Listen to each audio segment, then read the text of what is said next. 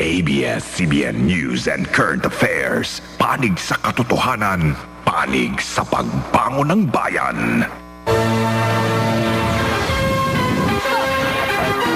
Sa ulo ng mga nagbabagang balita, isda sa ilang fish pond sa Pampanga namamatay na dahil sa El Nino.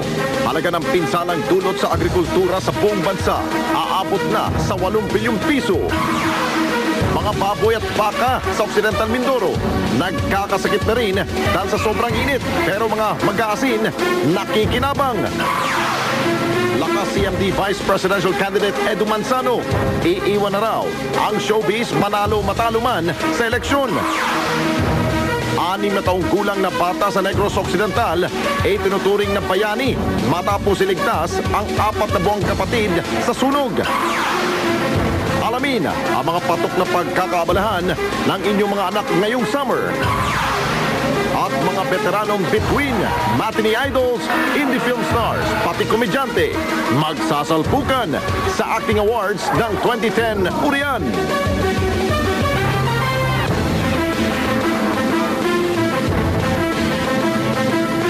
Live mula sa ABS-CBN News Center, Manila. Ito ang TV Patrol Sabado.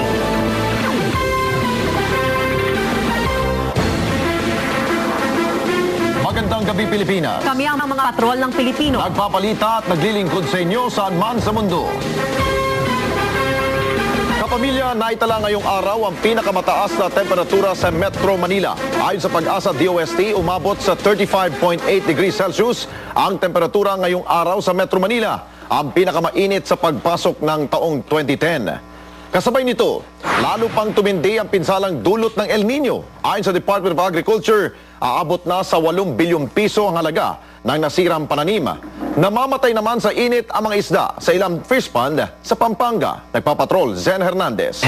Nagsisimula na ring mga matay ang mga isda sa Pampanga. Ginger Conejero, Patrol ng Pilipino. At yan po ang mga balita na kalap sa aming tuloy-tuloy na pagpapatrol. Kami ang inyong patrol ng Pilipino, naglilingkod sa inyo saan man sa mundo.